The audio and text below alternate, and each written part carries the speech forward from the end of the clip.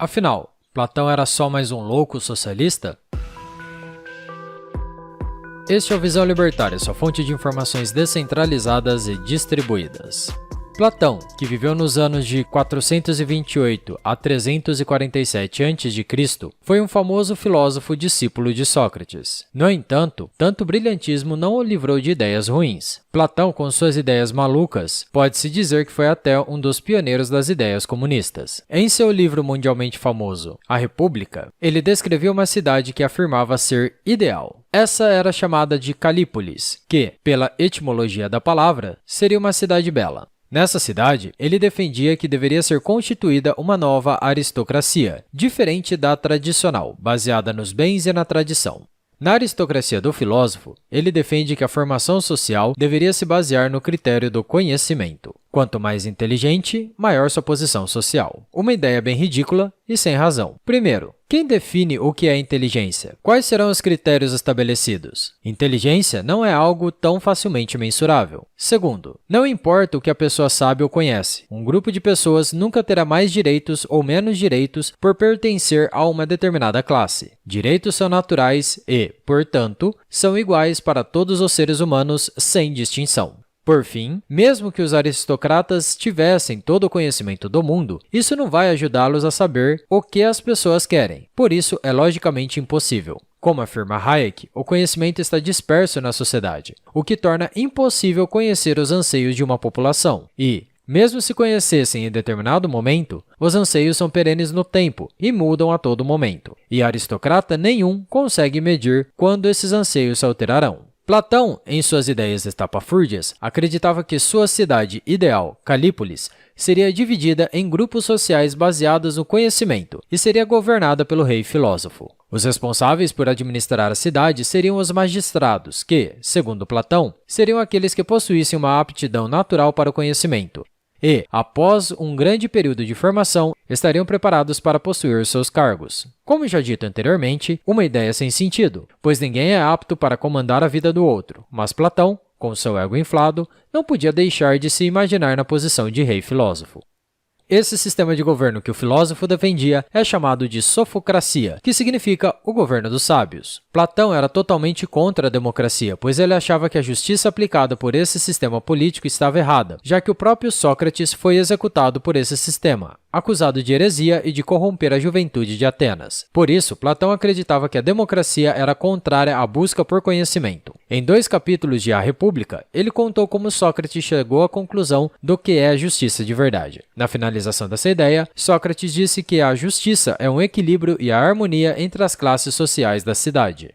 Após essa parte do livro sobre justiça, Platão começa a definir a sua ideia de cidade perfeita. Para isso, ele afirma que a cidade deveria ser dividida em 3 partes, ou mais precisamente, em 3 classes, e que a perfeição estaria na integração pacífica entre as partes. A primeira classe de cidadãos, mais ignorantes, um eufemismo para a classe dos burros, seria dedicada às atividades mais triviais relativas ao sustento da cidade, como o cultivo da terra, o artesanato e o comércio. No pensamento do filósofo, os responsáveis por realizarem os trabalhos dessas classes seriam aqueles que possuíssem na constituição de sua alma o feno, o ferro e o bronze.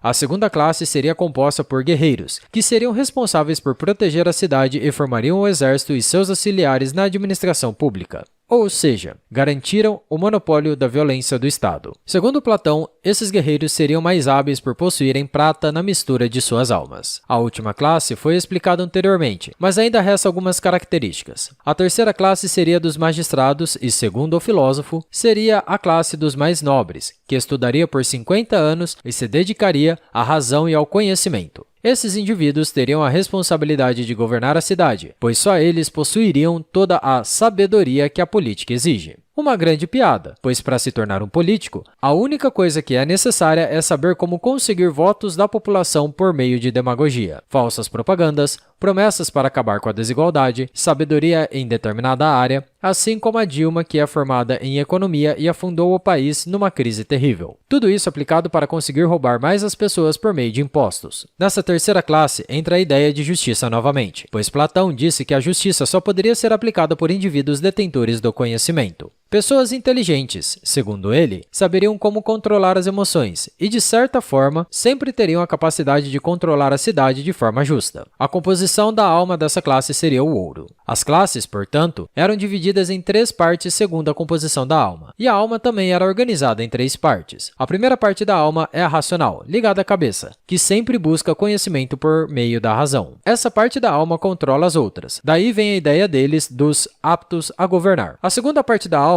é a irascível, ligada ao coração, que possui os sentimentos e emoções.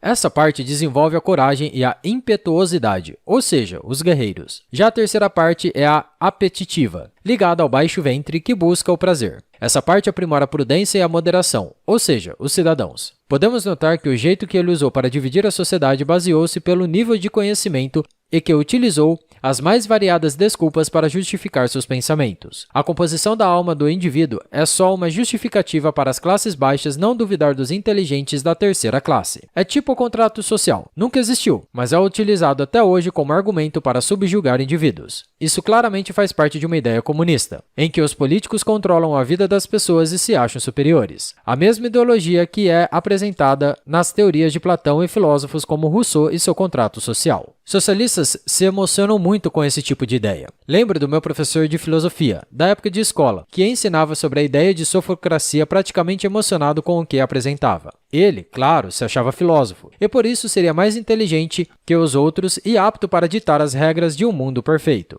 Tempos depois, vi no Facebook que ele era fã do Kim Jong-un e que tinha o sonho de morar na Coreia do Norte. Para ele, um paraíso na Terra. São ideias bizarras que indivíduos assim têm para achar que existem classes superiores de pessoas, capazes de mandar em todas as outras para tornar o mundo melhor. Não consigo ter certeza se é burrice ou inocência extrema. Mas, seja hoje, seja na época de Platão, o fato de que essa ideia de buscar um ditador sanguinário para chamar de seu não é nova. Platão só chamou o ditador de filósofo, mas hoje em dia há quem chame de gestor, ministro supremo, ativista de causas sociais e por aí vai.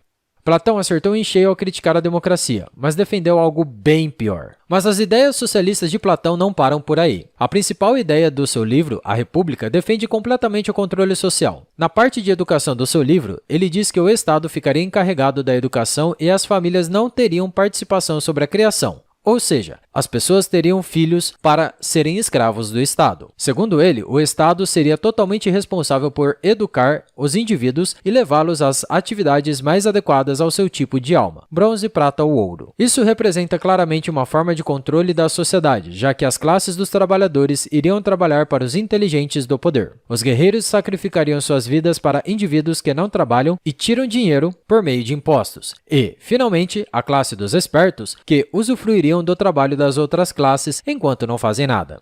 Tenho plena certeza que se essa ideia política de Platão se tornasse realidade, os indivíduos do poder iriam aumentar os impostos. Afinal, eles ficariam 50 anos estudando para chegar onde estão. Então nada mais justo do que roubar os outros pelo seu esforço, não é mesmo?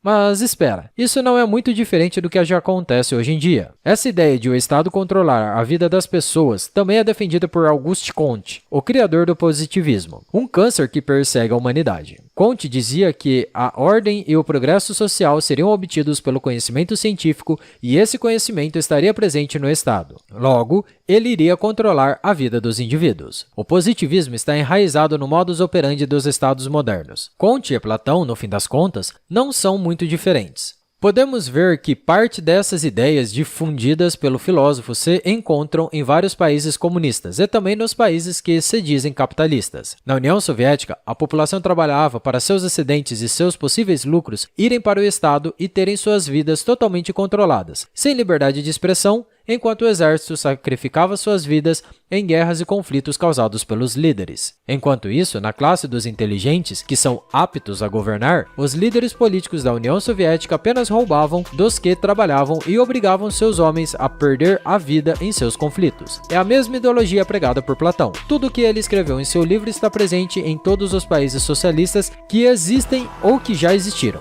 Quem diria que Platão, afinal, teria sido um dos primeiros socialistas? Obrigado pela sua audiência. Esse artigo foi sugerido e escrito por César, revisado por J.J. Lieber e narrado por Coreia com K. Se você gostou desse vídeo, clique no ícone de curtir abaixo e compartilhe o vídeo em sua rede social. Se você deseja ser notificado de outros vídeos, clique em se inscrever e depois no ícone da campainha. Até a próxima e tchau!